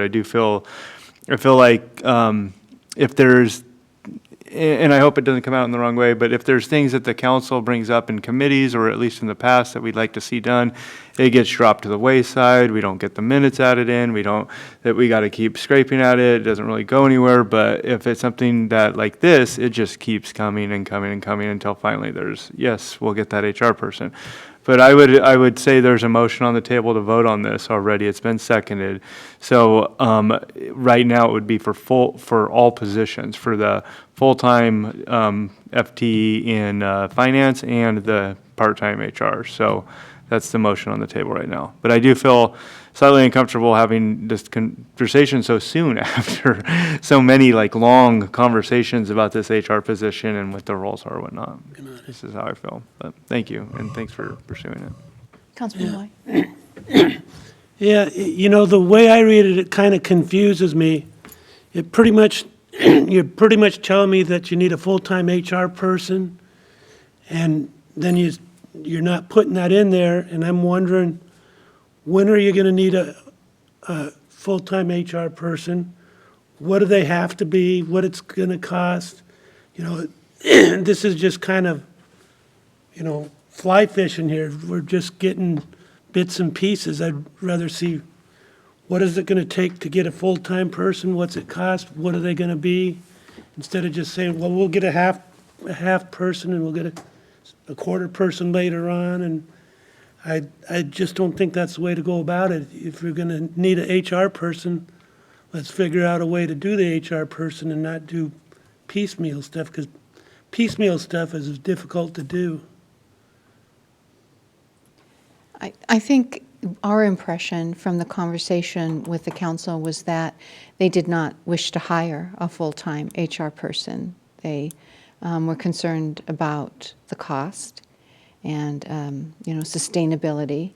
And so we heard the council and we thought, well, we do need an HR individual, perhaps if we brought somebody in who's part-time that can help meet some of those needs. So that was part of the reasoning behind this. I can appreciate probably the confusion, the frustration with this. But I think it's a fair ask, and I do know that they are in dire need of these individuals, and if the council would be so gracious as to approve this recommendation, it would certainly go a long way to helping make things more efficient and serve our public better. I don't know if you want to add to that, Charlie. No, I would only add that, we originally came with a request, for HR, and we felt pretty solidly that the council said, no, we're not interested in doing any kind of full-time HR position, so that's why we came back with a different proposal. At the same time, we had this position go vacant in finance, and so we thought it'd be a good opportunity to have both conversations with you since they all interrelate at finance. But yeah, we absolutely still have a need for a full-time HR position. Can I follow up? What would be the effect of not funding the part-time HR position, but not the other one? I mean, the effect on HR would be really positive. We have that need for a full-time HR position. The effect in finance, I would want Kelly's, advice on that. Obviously, it would not be as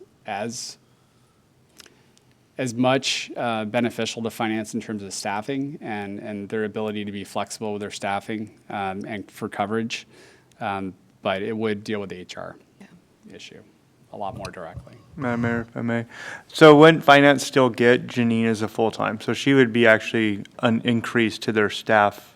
Still, yeah, they would be getting one full or one half-time FTE in just funding the HR, right? Yes. And then the HR, we discussed that, and one of the big challenges was the cost of staffing.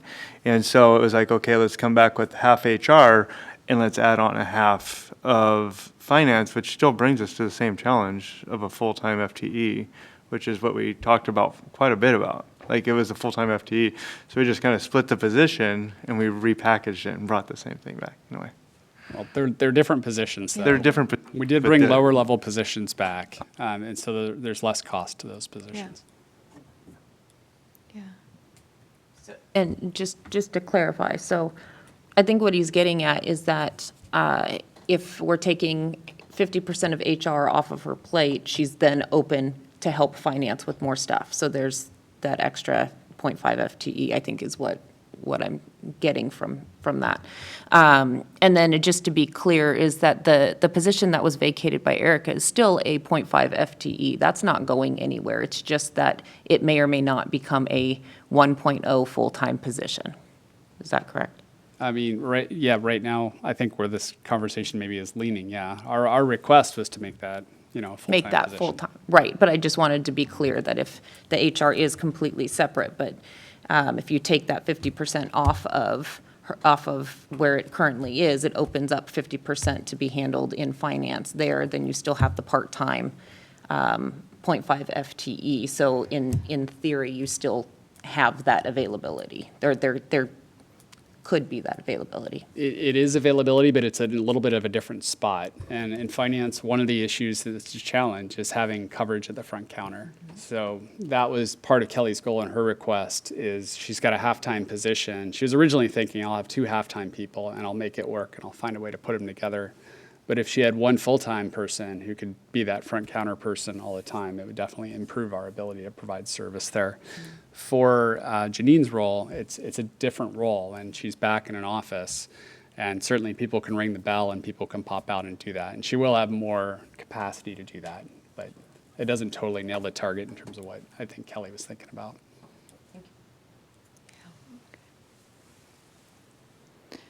Okay, so we have a motion on the table made by Councilman Burns, seconded by Councilman Koch, and it is to approve the city's list of authorized positions to include a part-time HR analyst and to expand the accounting technician position from part-time to full-time.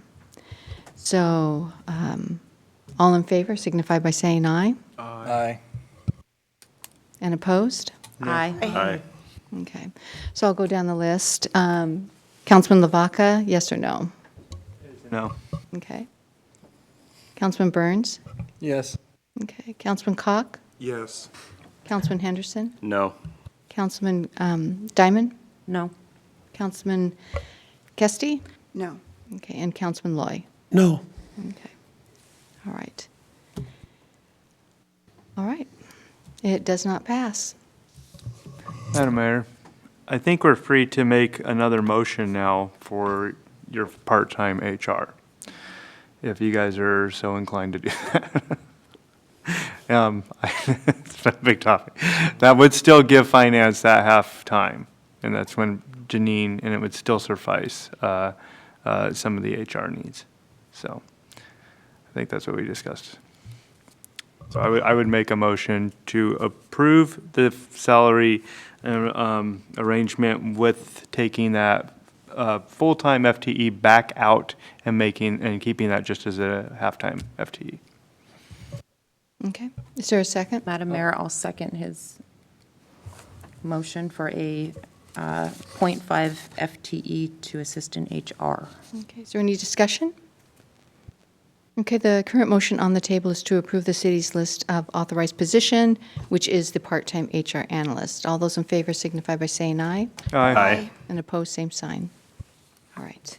Moving on then to new business, which is what we actually heard earlier. It's the professional services agreement for Volunteers of America regarding House Bill number 1590, housing funds.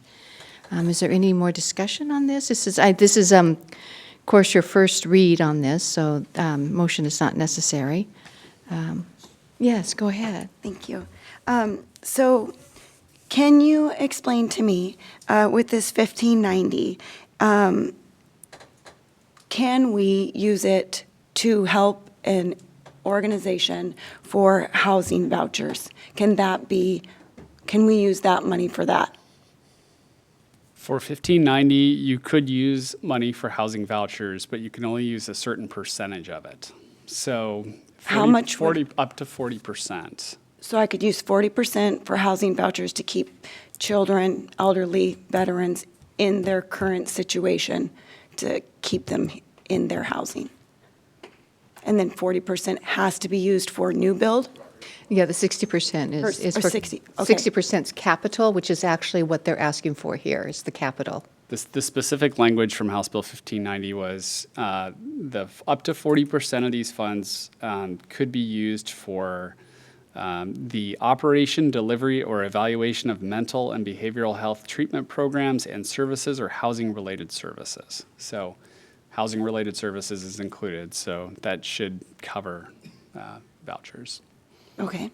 There is a limitation on the 60% portion, Okay. and it probably applies to the 40% as well, that those persons being housed must be at or below 60% of the median income. So there are some income requirements as well. Now, likelihood on the 40% as well, I'd have to go back and double check that. So then for the 60%, It's for capital, which is what they're looking to do. Yeah. It's construction of actual housing. Yeah, it's the construction piece of it. and this is the only organization that came forward? This is the only organization that we've talked with about this specifically. It's not, the mayor's had conversations with them, they've come talk with us several times. Yeah, actually, Kirk Pearson approached me and asked me about it. I guess back when I was on finance with Brendan, Sarah, and myself, one of the things that we had asked is that to see if perhaps there are multiple, different things, rather than just one coming to us, we have to do this, if there were other ways in which we could also do things. And so I'm just making sure before we say yes to something that there wasn't anyone else who came forward, or there isn't anything else we could be putting this towards. Nobody else approached us on this. There are always other opportunities to spend money in various places or to hang on to it. So this is a $500,000 one-time expense, though. And the reality of this fund is it's sales tax, and it's going to continue to pile up. So you'll have more money in a few years that you could use on a different project. But it's a one-time allocation of this particular project that we're recommending. And in regards to 1590, and it was 2 years ago when I was on the finance department, when we were included in those conversations. Or do you know off the top of your head how, when that money has to be used for 1590? I mean, I can't see that it would be collecting indefinitely. I Is there a don't limit? know, I'd have to go back and look at the statute, and it's in here, but I Yeah. don't have time to scan it right now. Sure. To see if it has a sunset clause in it, but I'm not aware of one. I think it will continue to build up, because I know some places will bond this money, and that's an option too. If the city had this vision, or somebody had this vision to build something, Right. you could theoretically use the revenue source to pay debt on that for a long period of time. Then you wouldn't have 1590 money for quite a while. Right. Those are options as well. It's designed to be able to use in a variety of different ways. Okay, thank you. Anyone? Yes, go ahead. So financially, how long did it take for us to get, their ask is 500 from us? And so is that like 500 per year that we get from sales tax revenue? So next year, we're gonna have to figure out how to spend another 500,000? Or how does it accrue, essentially? It accrues roughly 100,000 a year. Okay. And so it's been piling up for a few years now. Okay, so this is the first time we're talking about actually spending it? You did spend 40% on the NOFA process for the county. Yeah. Which that sunsets, and we're having a discussion about whether or not to do that again. The other piece, you have not. So this piece, the 60%, I think it's roughly 100,000 a year. Yeah. So Charlie, if I may, the entirety of the tax brings in roughly 250, right? I thought it was $250,000 a year, roughly, give or take, throughout the years or whatnot. No, my apologies. I'm looking at my numbers here. Trying to think on the fly here. It's 108,000 for the 40%. So if you want to For do the math, 40. yeah, to get up to 60, it's more than that, obviously. But the entirety of the whole tax, 100%. Yeah, the whole tax is going to be over 200,000. Yeah, about 40. So I actually, I like the idea of the program. I mean, cost affordable housing and stuff. I think that's great. It is wild, and I didn't think about the cost per unit until Councilman Burns pointed that out. But that's $483 or $483,000 per unit for an apartment. I mean, that's insane. You can buy a house, a 4-bedroom house. The median cost is $550. So a little bit more than that, you have more asset behind you, and you have more living space behind you to provide.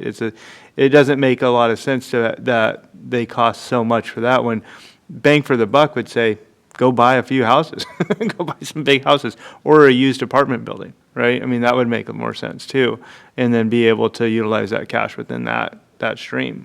It just seems weird that would be the go-to. Let's build a whole new unit, spend $20,488,000 on somebody who doesn't have money because they're poor. They just don't have the cash coming in.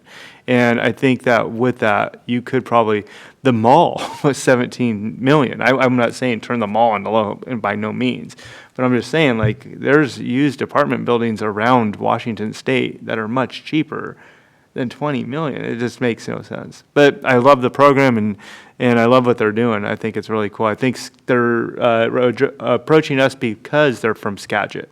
And they're working with an agency out of Seattle, the Volunteers of America. But the thing, actually, this is a program in Skagit. But I didn't see Mount Vernon or Anacortes, Lacott, or other adjoining communities that were weighing in on that. Not that it matters. It looks like most of the funding's there. They're asking for a very small portion from Sedro-Woolley. But it doesn't make sense that they wouldn't just buy used apartment buildings, especially with prevailing wages and the cost of materials. Yes, go ahead. So then, is that something that if you're building and you're talking about houses, wouldn't like Habitat for Humanity, like isn't that helping low income as well? And that's a house and that's setting themselves up. Is that not something to think about? We have not talked with Habitat for Humanity, so we just haven't had that conversation. So I'm not sure if their cost model would necessarily get down to the level of area median income that we're required to serve with House Bill 1590. It's at or below 60% of the median. Okay. If there isn't any more discussion, there's an opportunity to make a motion, or does council want this to come back? I'd like to look at it more.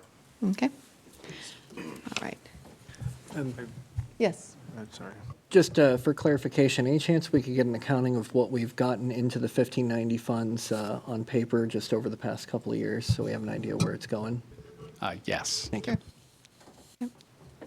And the other thing is, on this tabling it or waiting for the discussion, is there ideas that will be generated on other avenues? I never thought about Habitat for Humanity, if that is the case.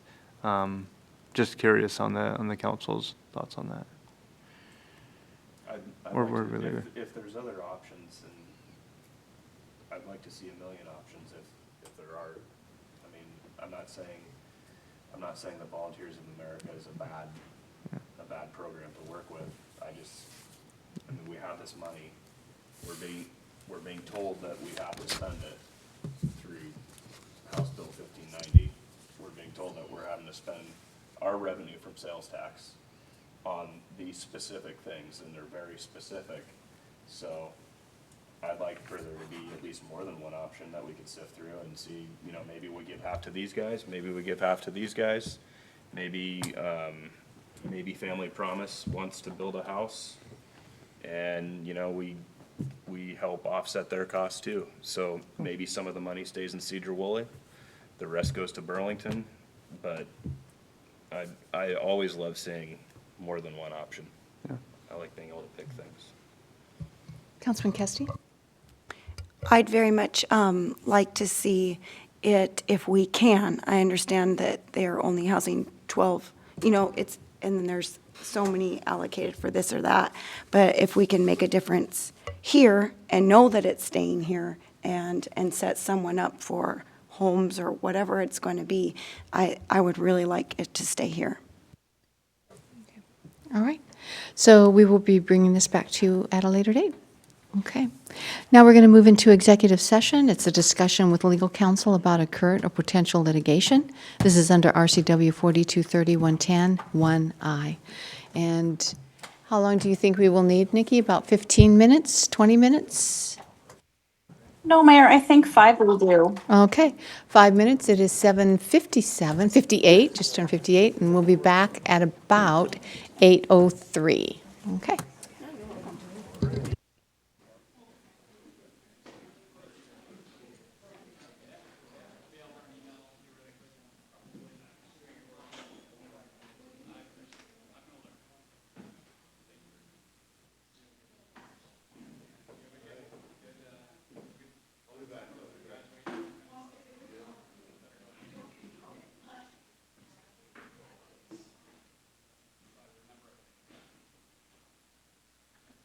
Yeah.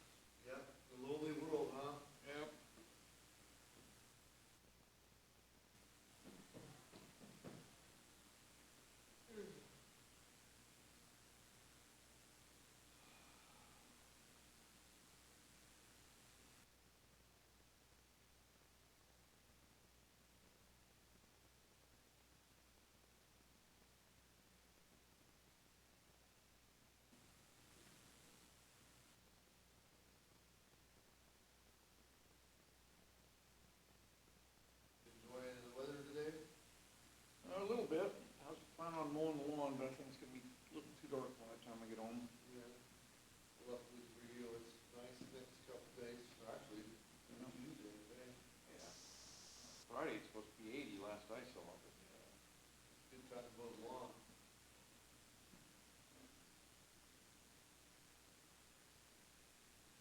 Try to get on it before it piles up grass, and then you have to rake it up. Yeah, I'm running out of issue. I'm not gonna have time. I'm leaving Montana tomorrow. Daughter's graduation from college. I wanna go over to Montana. A friend of mine bought a Five Rivers Lodge over there. And they're moving. I told them I'd help them take a car over or something. Where's that at? Five Rivers Lodge. It's about in the middle. By what city here? Dillon. Dillon? Dillon. Dillon. It's 30,000 square foot lodge, 20-some acres, and got fish ponds.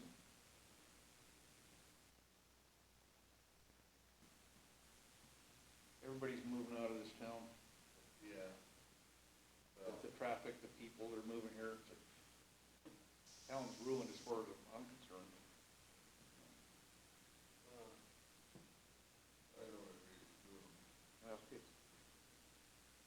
You know, it's like on Camino, the traffic, that's how this is gonna be very shortly.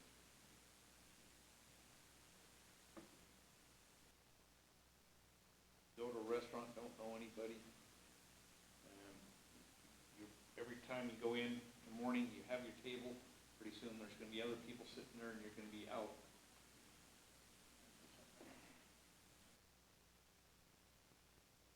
I don't know why they have to push the town to grow. It's for the businesses and get taxes. It's like, well, businesses, if they're not a good business, they don't make it, that's their problem. You shouldn't have to be making business for them, bringing people in for them. If you're well known, people will come to you.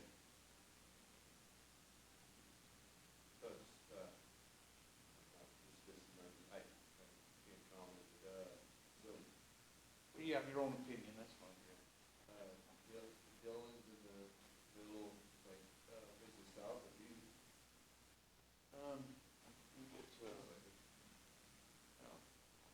You go Dillon north, about 12 miles, if you have the map there. It'll be on the right. Place had a restaurant in it, fishing tackle store, bakery.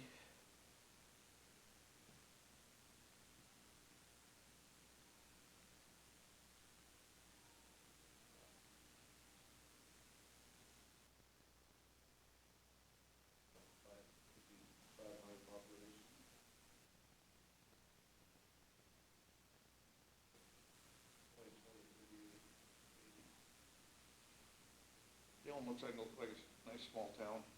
Has lots of restaurants and things. That's what you like a small town? Yep. I grew up on Camino, 800 people living there year round. And then, now look at it. Everybody knew everybody. I just put my thumb out. Within 3 cars, I had a ride into town. See, so it's 4106 in 2022 population.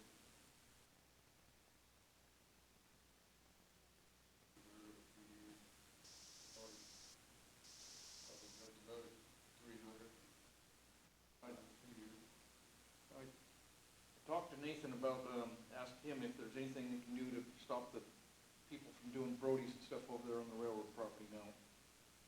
He says, we have nothing to do with the railroad property.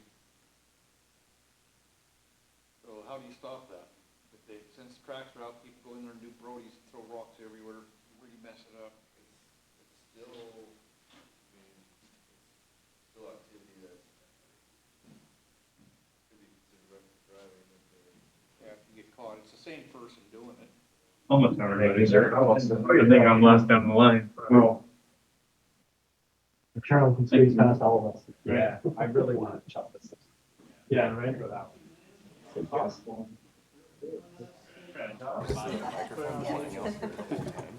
No, I think it had to do with when they opened the door. Okay. Yeah. All right, it is 8:04, and we are out of executive session. There is nothing else on our agenda, so we are adjourned. We'll see you May 22nd. Thank you.